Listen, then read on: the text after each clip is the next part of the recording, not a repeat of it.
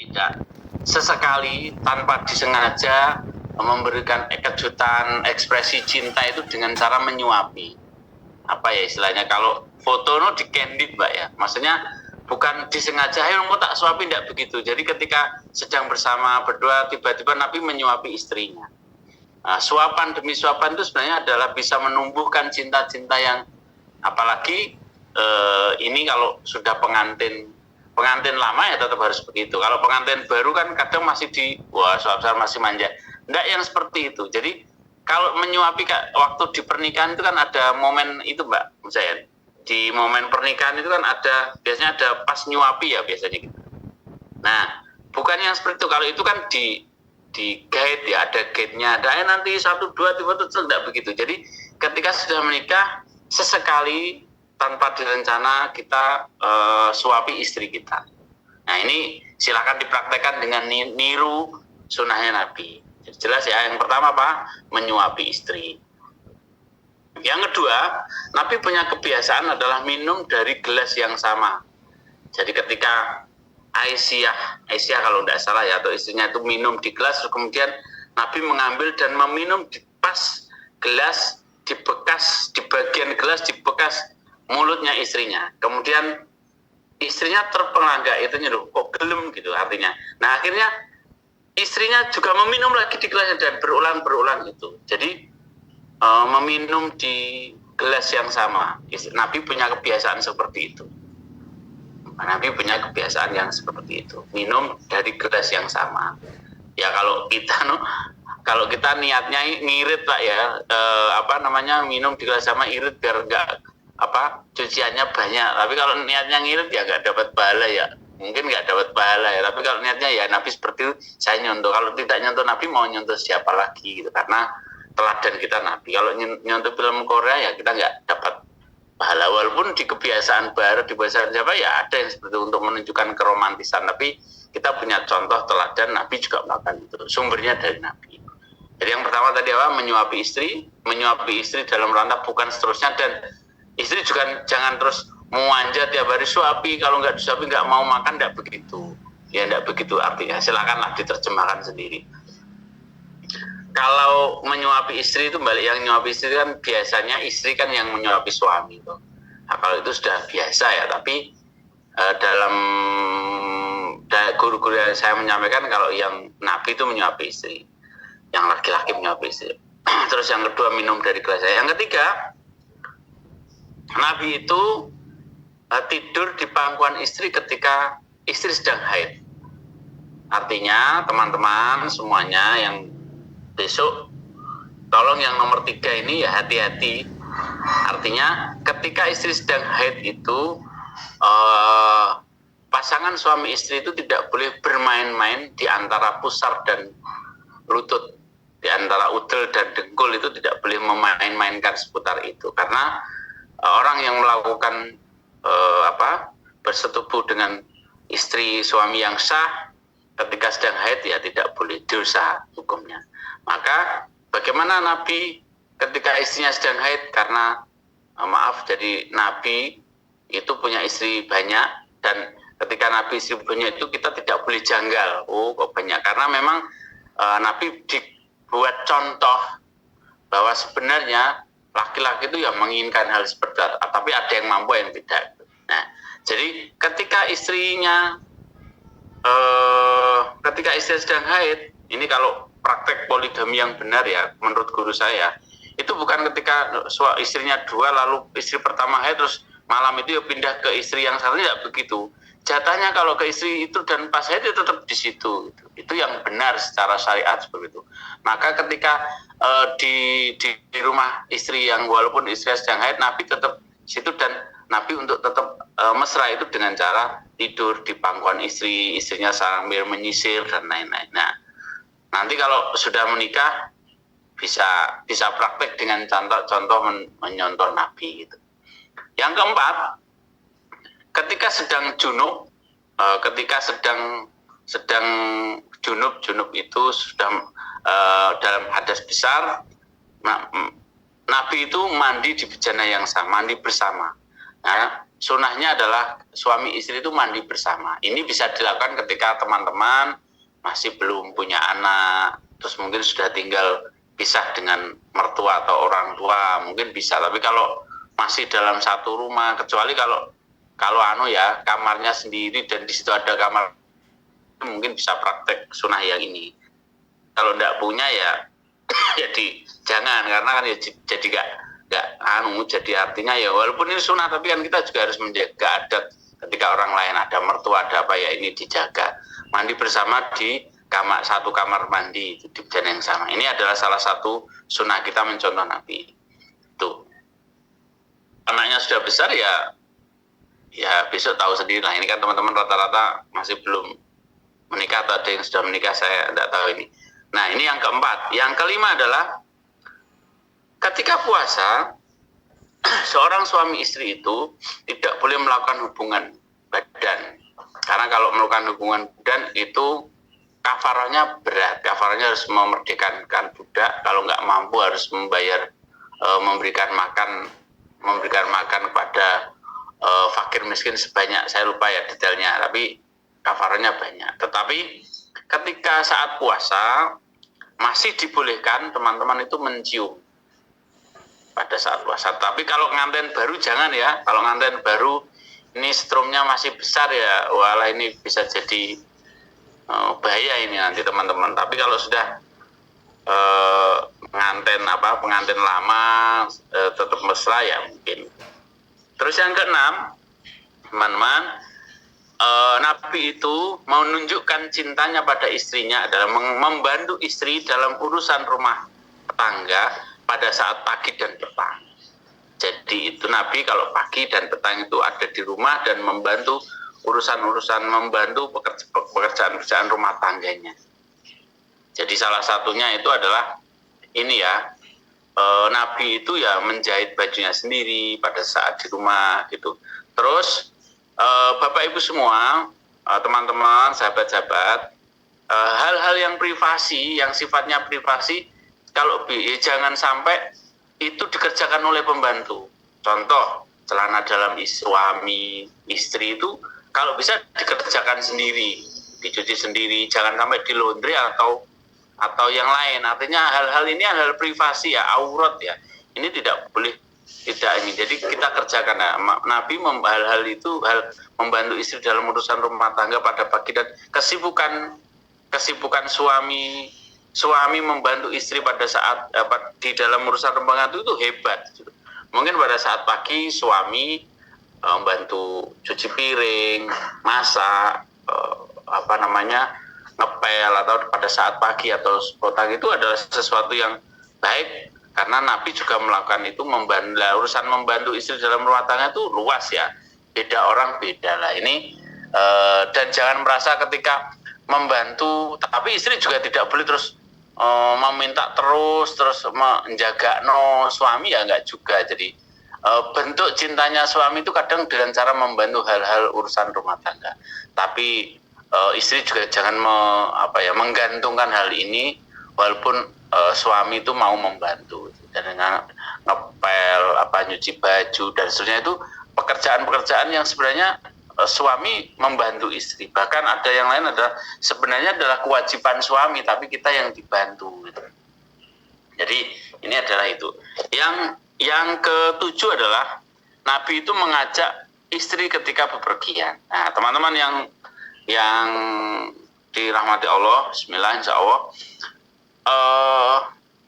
adabnya ketika safar atau bepergian, ketika melebihi satu marhalah, ketika melebihi dua marhalah, maksudnya ketika seorang berpergian dan dibolehkan untuk menjamak qashar, kalau sekarang ukurannya itu 80 kilo kalau tidak salah. Ketika teman-teman bepergian lebih dari 80 kilo, teman-teman tidak boleh bepergian sendiri, harus sama muhrimnya. Kalau perempuan sama suaminya atau saudaranya atau teman satu muhrim. Kalau laki-laki juga harus bepergian, tidak boleh sendirian. Ini adabnya, tapi ya ada yang bantah lah, terus butuhnya gini naik kendaraan ya, wallahualam, ini kan adabnya ya. Maka Nabi itu ketika bepergian harus menginap itu mengajak istrinya. Nah, kalau kita prakteknya ya ketika kita mau bepergian dan menginap, kita tawari istri kalau mau ikut, ya mau ikut. Kalau ada yang tanya, lah kalau istrinya lebih dari satu gimana? Istri lebih dari satu ya ditanya, diundi, biasanya diundi. Kalau satu malam ini siapa itu. Kemudian kalau lebih dari satu malam, artinya 2 malam ya ngajak 2. Kalau 3 malam ngajak 3. Gitu. Itu kalau istrinya banyak ya ini secara fikihnya begitu. Tapi intinya teman-teman besok kalau sudah menikah,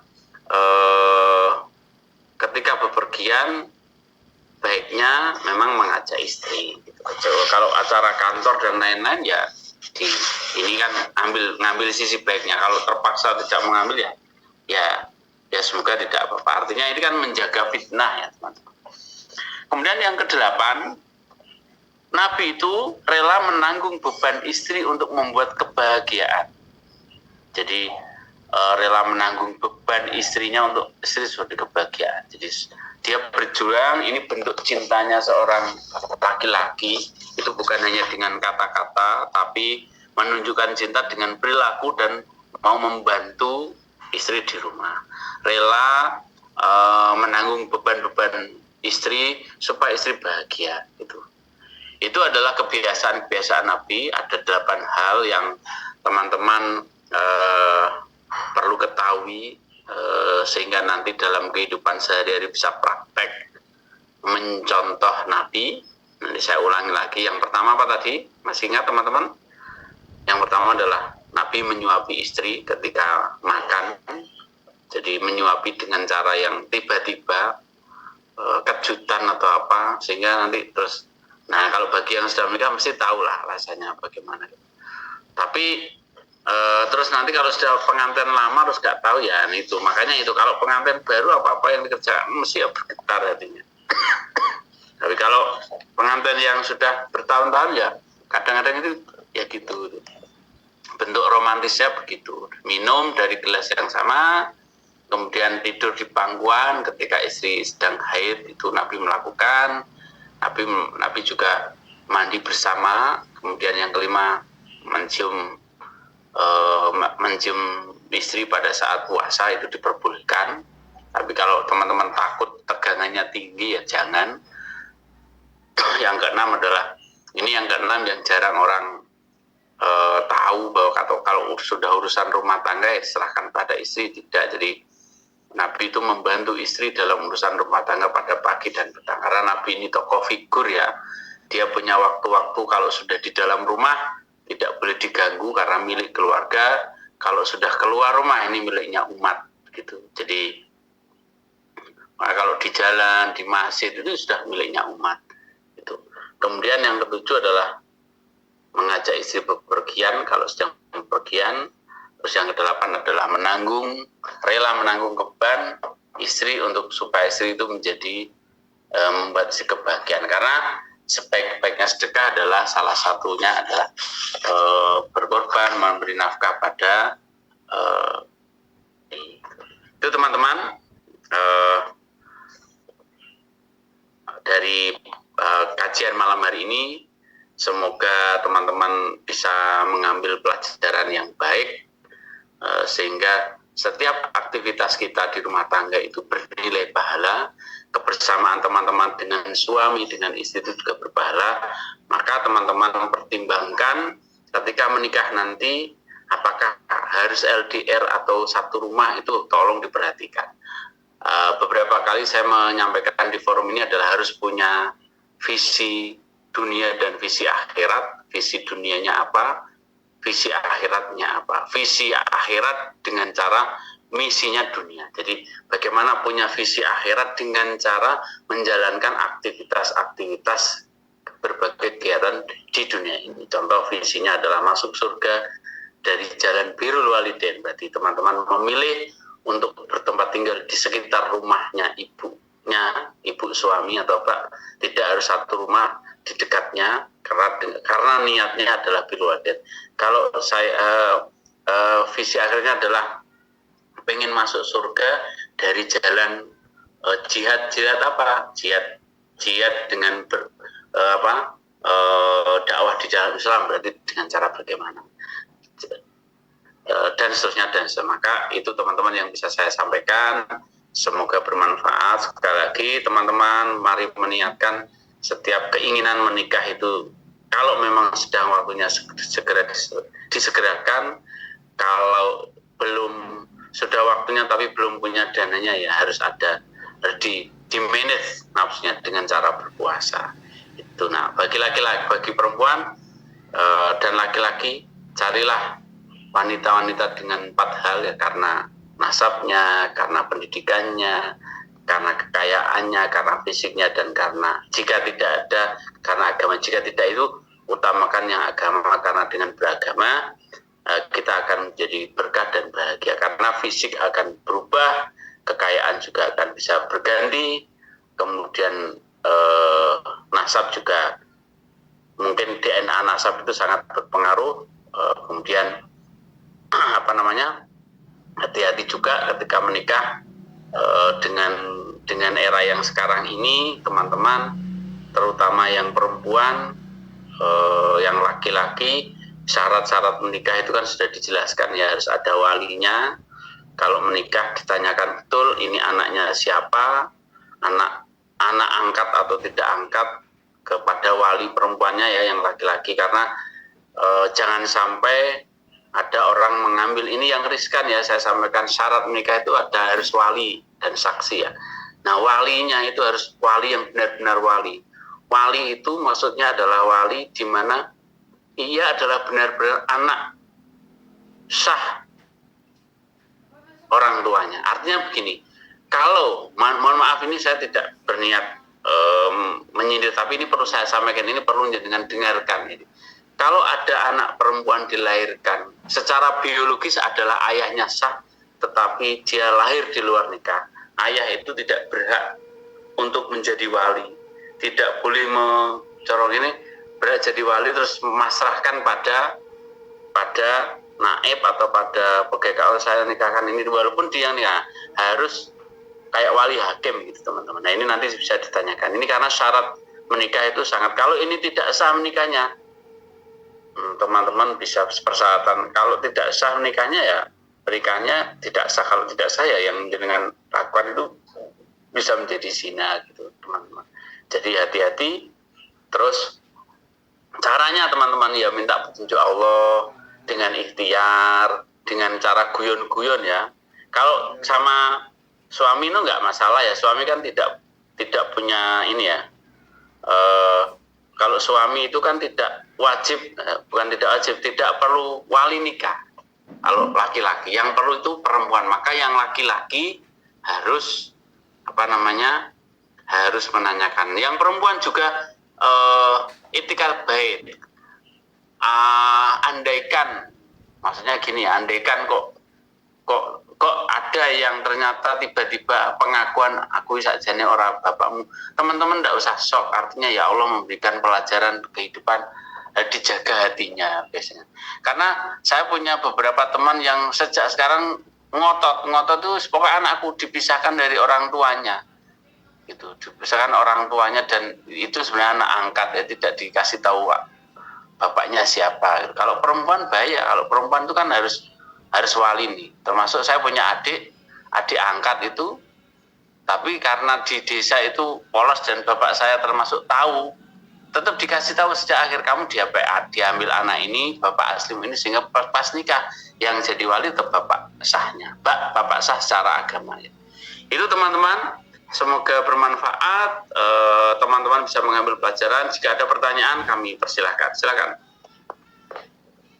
Baik, terima kasih Ustadz atas ilmunya ya. Mungkin teman-teman nih Sobat Siaga yang mau bertanya gitu ya kepada Ustadz Prawoto, bisa di kolom chat, atau mau bertanya langsung kepada pemateri kita malam hari ini, bisa banget langsung open mic atau raise hand-nya terlebih dahulu. Ini saya bacakan ini dulu ya Ustadz, tadi kesimpulannya terlebih dahulu. Mungkin teman-teman Sobat Siaga di sini ada yang ketinggalan catatannya kayak gitu ya.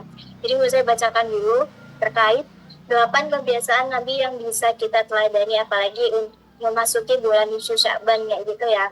Yang pertama adalah menyuapi istri ketika makan. Jadi ya suap-suapan kayak gitu ya, tapi bukan suap-suapan yang secara secara ini ya, apa maksudnya kayak janjian atau apa, tapi tiba-tiba sesekali kayak gitu, kayak surprise istilahnya kayak gitu ya untuk suap-suapannya. Terus yang kedua adalah minum dari gelas yang sama gitu. Terus yang ketiga, tidur di pangkuan ketika istri lagi haid atau menstruasi kayak gitu ya, sobat siaga semuanya. Jadi atau apalagi kalau punya istrinya lebih dari satu kayak gitu ya, saat hari ini harusnya dengan istri pertama, tapi istri pertama sedang ada halangan atau haid kayak gitu ya, langsung pindah ke istri kedua. Tapi nggak boleh kayak gitu, tetap di istri pertama, tapi dengan melakukan dengan cara yang lain kayak gitu. Misalnya kayak tadi yang dicontohkan oleh Ustadz Prawoto adalah bisa tidur di pangkuannya, sisir rambut sisir rambut suami seperti itu. Terus yang keempat adalah ketika punya hadas besar bisa mandi bersama di dalam satu kamar mandi seperti itu ya sobat jaga. Yang kelima adalah mencium istri ketika saat berpuasa itu diperbolehkan. Tapi untuk pasangan yang sudah lama menikah ya, tapi untuk pasangan baru kalau takut kayak gitu ya, takut berlanjut ke hal yang tidak ini kayak gitu ya, itu nggak disarankan ya kayak gitu. Terus yang selanjutnya yang keenam adalah membantu urusan dan pekerjaan rumah. Yang ketujuh, nah, ketika bepergian, Nabi itu mengajak istrinya, apalagi kalau perjalanannya tuh kayak 80 km, pokoknya kalau mana-mana Nabi mengajak istrinya, kayak gitu. Dan yang terakhir adalah rela menanggung beban istri, seperti itu. Itu adalah 8 kebiasaan Nabi yang bisa kita teladani ketika kita menjalani kehidupan pernikahan, seperti itu. Mungkin di sini sobat siaga ada yang mau ditanyakan atau ada yang mau curhat nih juga boleh kayak gitu ya. Ini mulai bacakan pertanyaan pertama ya Ustaz dari sobat siaga. Dari Kak Ria, dari contoh tadi kan lagi baik-baik saja keadaannya, tapi kalau lagi bertengkar gitu gimana Ustaz, atau punya pasangan yang kurang peka. Nah itu bagaimana Ustaz? Maksudnya bertengkarnya gimana? Maksudnya kalau di dalam Islam itu kan sebenarnya tidak boleh tidak bertegur sapa itu lebih dari 3 hari. Maka boleh kita mendiamkan pasangan, itu boleh. Ada caranya, tetapi ada caranya. Jadi kalau istri itu ucapkan salam. Katanya begini, kalau salam kan wajib ya, jadi kita harus assalamualaikum, digoda-godain begitu, harus ngomong begitu, sehingga ketika terjadi tidak bertegur sapa ya harusnya tetap menjawab. Maka teman-teman kalau punya pasangan harus mukafaah ya. Mukafaah dalam arti punya pengetahuan yang sepadan dalam hal ini. Kalau nggak sepadan ya dia nggak tahu. Maka tugas teman-teman adalah ketika sudah menikah nanti tetap cari tempat-tempat kajian-kajian yang mengajarkan tentang bagaimana hidup berumah tangga dengan dikawal oleh ilmu Islam. Islam punya cara dan syariat untuk setiap hal yang terjadi di dalam rumah tangga.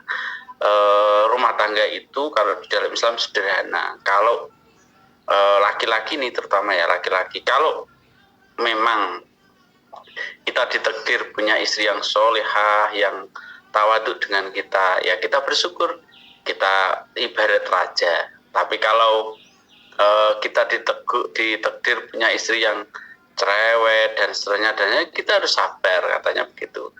Nah, kalau sabar kita jadi seperti wali, karena setiap kesabaran itu juga berpahala. Jadi teman-teman yang laki-laki, namanya orang bahasa riahnya ya tetap kadang ya kecewa, gelo, pasti, tetapi kita harus mudah memaafkan. Maka untuk bisa itu harus berproses, dan beragama itu berproses dan berilmu. Kita harus punya mentor, punya sahabat, punya circle pertemanan yang bisa membuat vibrasi hidup kita seperti itu. Jadi kalau sedang tidak baik ya, kalau masalahnya akut ya kita harus tahu bahwa apa sih visi kita dan esensinya apa tuh bertengkar. Kalau hanya masalah-masalah sepele ya kita maafkan gitu. Yang penting bukan masalah-masalah yang melanggar syariat gitu, teman-teman. Contoh, istri tidak tidak sholat ya kita harus marahi gitu. Tapi kalau ada masalah-masalah yang masih masalah dunia ya kita omongkan yang gampang-gampang gitu aja. Jadi yang kalau masih tidak ya harus cari guru, harus cari orang yang bisa menasihati kedua-duanya. Kalau saya, maka saya di Bojonegoro itu punya kajian samawa untuk bisa saling menasihati. Kalau saya nggak bisa nasihati ya dinasihati guru saya secara forum gitu. Kalau saya begitu. Gitu Mbak.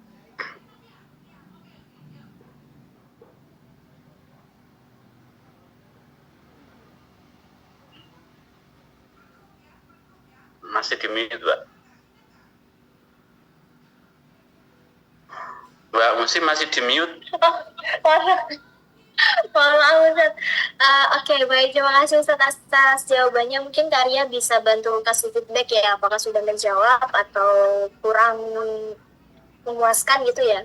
Sambil menunggu mungkin kita langsung ke pertanyaan selanjutnya ya Ustaz dari Kak Anang. Ini gimana? Oh, kalau tadi Karya bertanya terkait pasangannya yang cowok, kalau ini terkait pasangannya yang cewek. Gimana cara menghadapi istri yang mood swing Ustaz?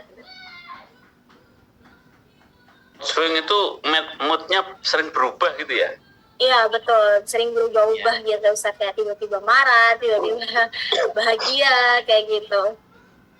Yo kita sekali lagi ya ketawa aja Mas. Jadi karena kita sudah tahu kalau mood swing, kecuali kita nggak tahu kalau mood swing ya. Mood swing itu kan orang dengan cara yang ya begitu ya.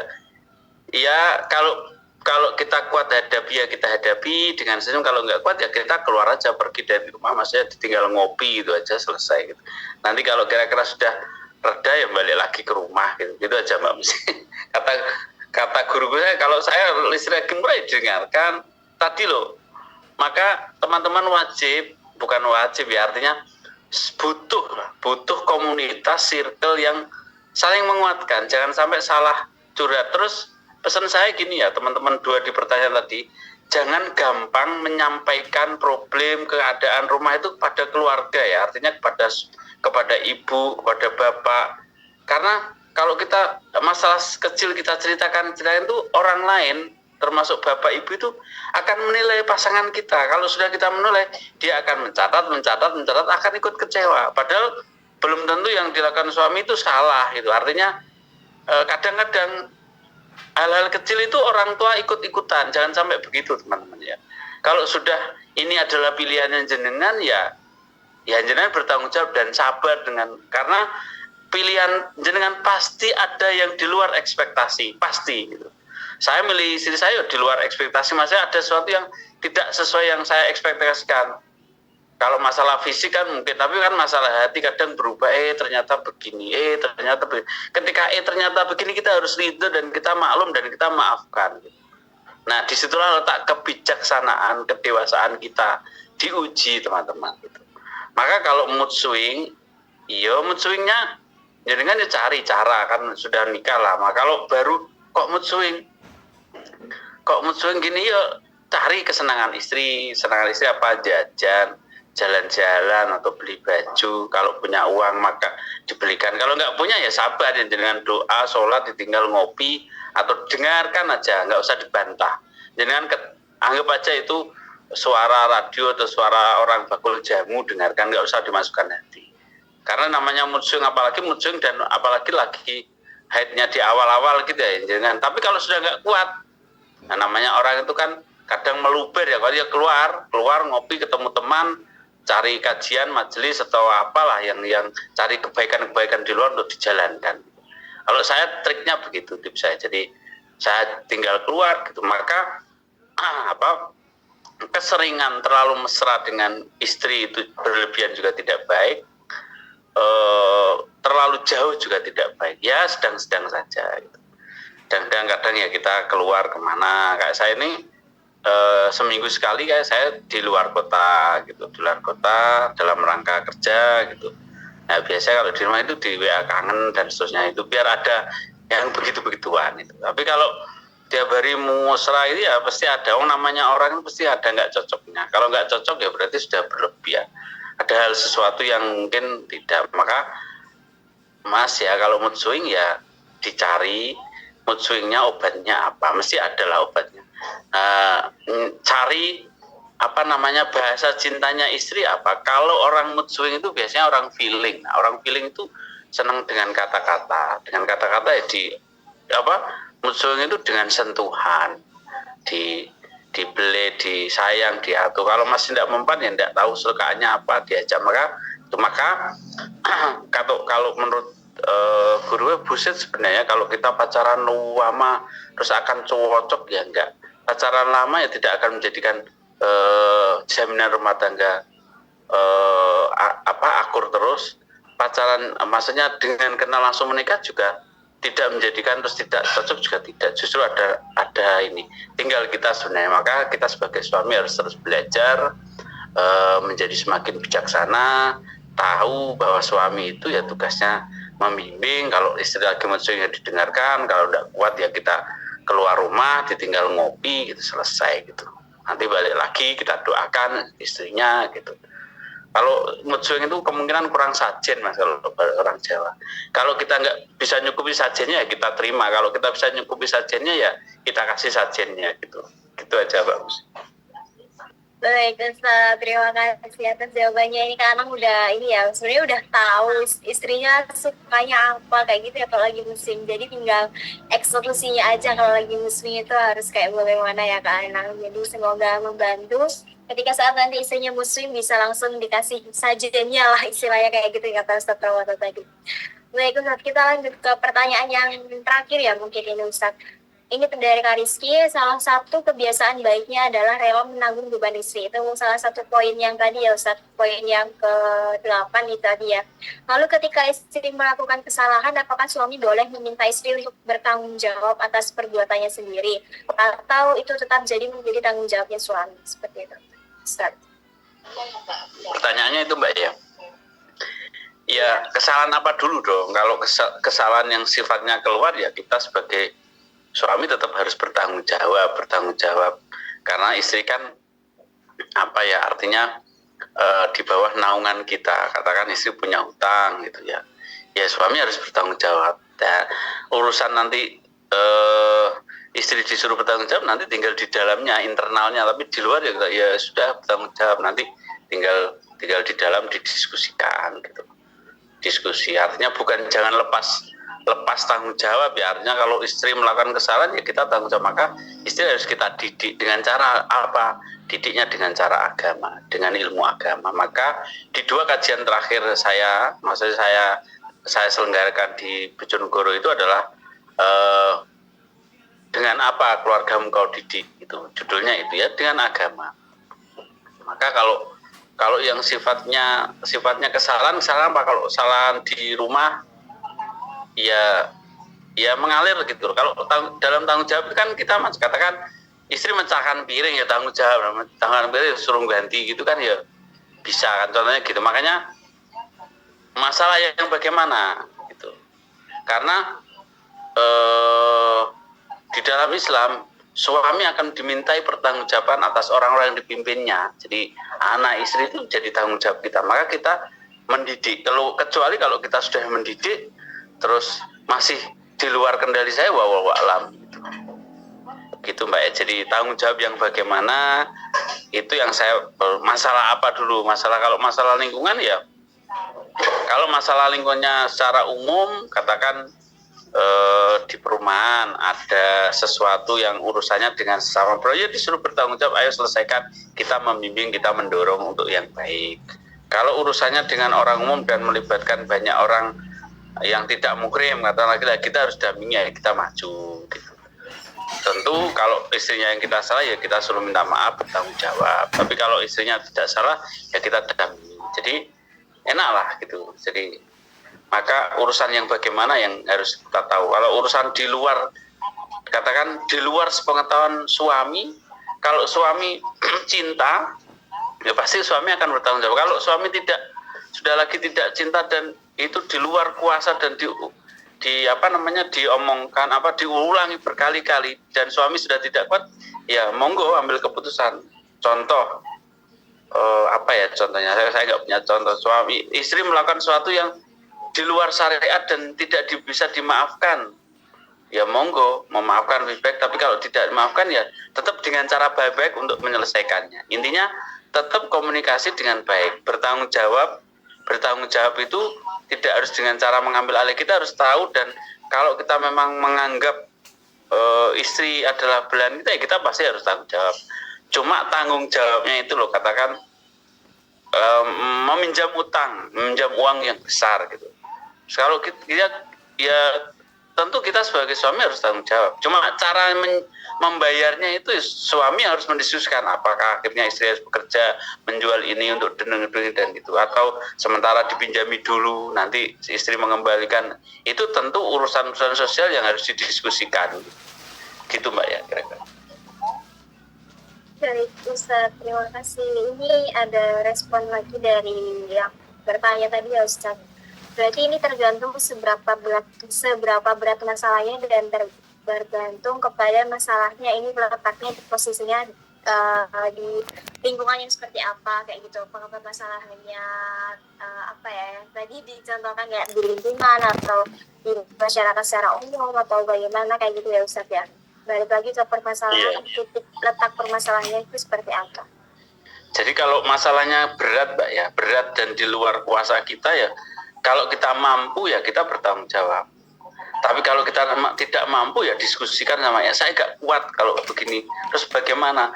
Tapi kita bentuk tanggung jawabnya itu tetap mendampingi gitu Mbak. Contoh, naudzubillah min dzalik ya, semoga kita tidak yang begitu. Di luar pengetahuan kita dia pinjam uang yang besar, yo kita tetap tanggung jawab seperti itu. Cara tanggung jawabnya mendidik terus mencarikan solusi untuk bisa membayarnya. Lah untuk membayarkan, kalau suami merasa itu di luar tanggung jawabku, di luar ini dipakai yang lain, yo suami tetap tanggung jawab dengan cara mendampingi kan bertanggung jawab, tidak harus bayar gitu. Lah bayarnya yo dicari solusinya, apakah begini, apakah begitu.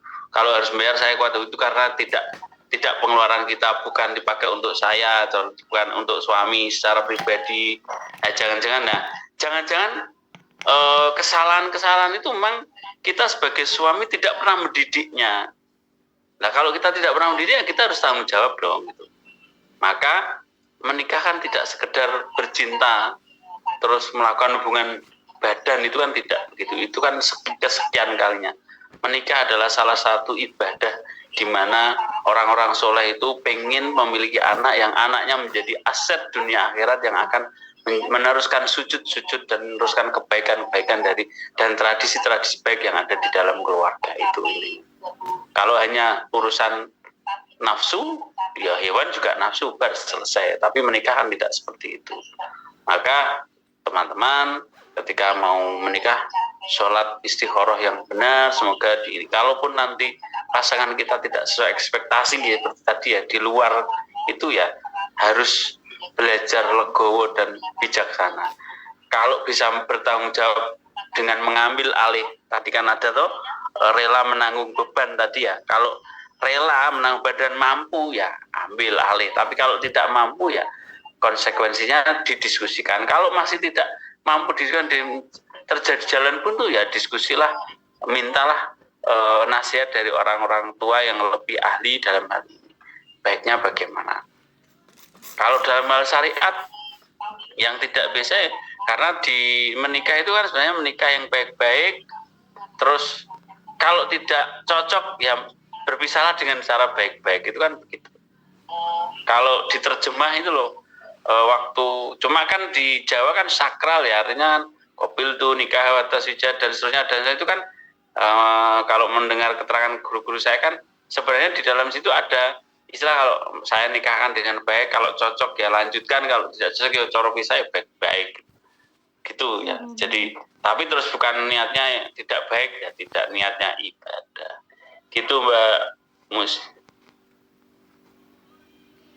Baik, Ustaz, terima kasih. Ini sudah menjawab pertanyaan tadi dari Pak Rizky kayak gitu ya. Sudah tidak ada pertanyaan lagi sepertinya Ustaz. Mungkin kelas siaga akademi malam hari bisa kita akhiri kayak gitu ya Ustaz. Tadi mungkin udah menyampaikan kesimpulannya, udah menyampaikan recall materinya ya, apa yang telah Ustadz sampaikan kayak gitu ya. Mungkin dari Ustadz Ahmad, adakah ini closing statement gitu untuk malam hari ini sebelum kita tutup kelas Siaga Akademi malam hari ini, Ustadz? Oke. Ini rata-rata yang hadir sudah menikah semua belum, Mbak ya? Kurang tahu, Ustadz, karena ada beberapa peserta baru sepertinya. Mungkin dari sobat siaga semuanya yang ada di sini bisa kasih reaction ya, yang sudah menikah siapa, yang belum menikah siapa, di kolom chat kayak gitu. Nah, closing statement saya adalah begini. Bagi para perempuan yang secara umur sudah waktunya menikah, segeralah menikah dan carilah jodoh terbaik, carilah pasangan soleh yang terbaik, karena itu yang akan membimbing teman-teman untuk surga. Carilah imam itu adalah imam yang bisa membimbing kita ke dalam surganya Allah. Carilah imam, bukan sekedar suami tapi imam. Cari yang bisa membimbing teman-teman sahabat-sahabat yang berman untuk hidup ini semakin baik dan bahagia di dalam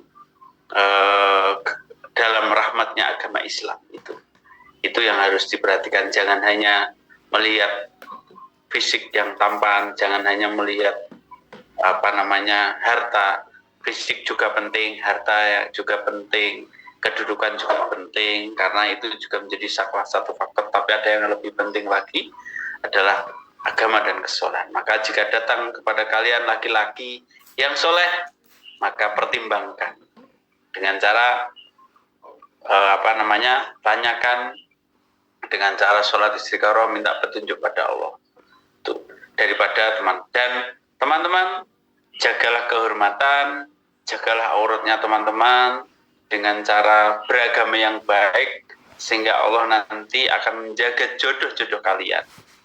Jika nanti suatu saat bertemu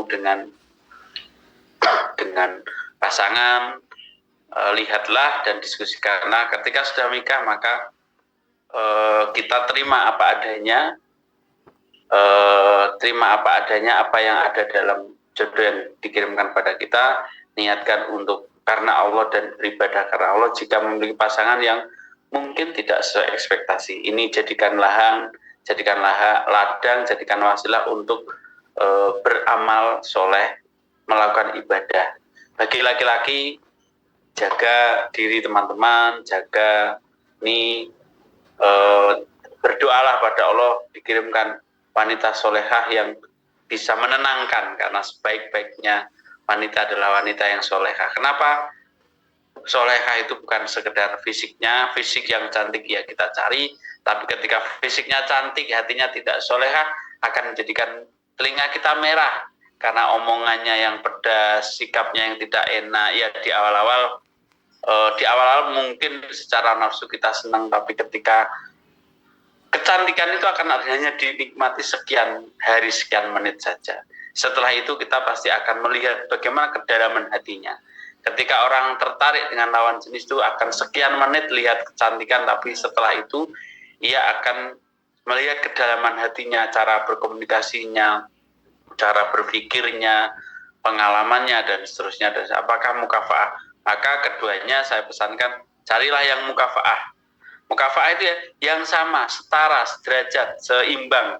Karena ketika kita dalam hal kekayaan kita standar dan biasa saja, dan kita nanti masuk di keluarga yang kaya raya, kita harus siap secara mental, karena orang yang di bawahnya pasti akan secara halus seperti pembantu, disuruh karena dianggap paling tidak punya pekerjaan, paling tidak punya kesibukan, akan diminta sana sini. Tapi kalau dengan ridho, dengan tidak menganggap itu sebagai itu, ya monggo. Tapi biasanya seperti itu.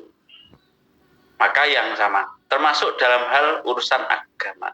Dalam hal urusan agama, cari juga yang mukafaah.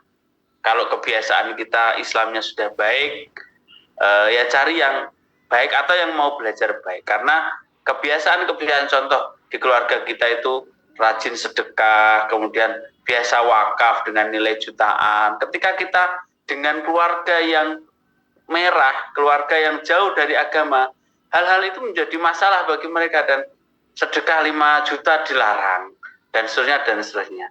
Karena tidak sama, tidak sesuai, tidak sevisi, maka cari yang mukafaah. Maka di imam yang lain, di madhab yang lain itu salah satu syarat menikah itu harus mukafaah. Begitu Mbak Musa, terima kasih, semoga bermanfaat. Wallahu a'lam.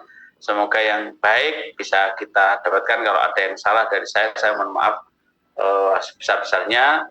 Mari kita belajar terus, mengabdi diri, dan berdekatan dengan orang-orang yang soleh, solehah, sehingga keluarga kita dekatkan dengan taklim, dengan keluarga-keluarga yang baik, yang punya vibrasi baik, yang mau menikah cari komunitas-komunitas yang baik, salah satunya dengan ikut ini.